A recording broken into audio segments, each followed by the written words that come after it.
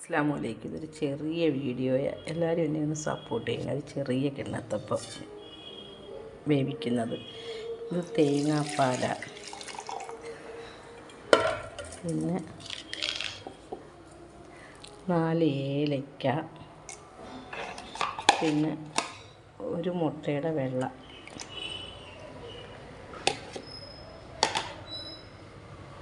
പിന്നെ ഇച്ചിരി സോഡാപ്പൊടി,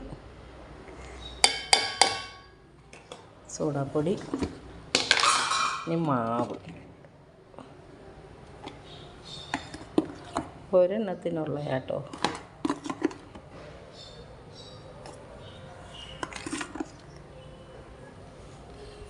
പിന്നെ പഞ്ചസാര,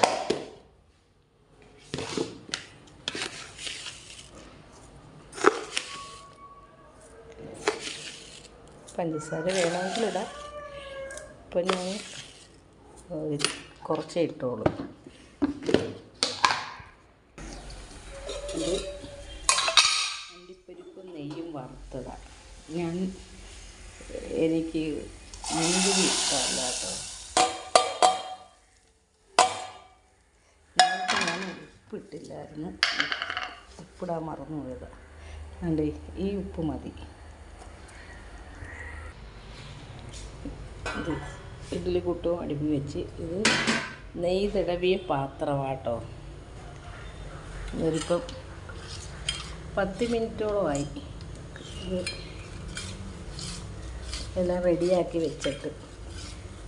കണ്ട, ഇനിയിപ്പോൾ ഇതങ്ങോട്ട് പാത്രത്തിലോട്ട് ഒഴിക്കും.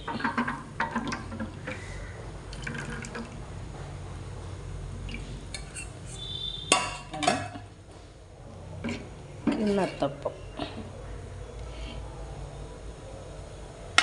ഇനി അടച്ച് വെച്ച് വേവിക്കും. രാവിലത്തെ ഫുഡ് ഗോതമ്പ് പുട്ടാണ്.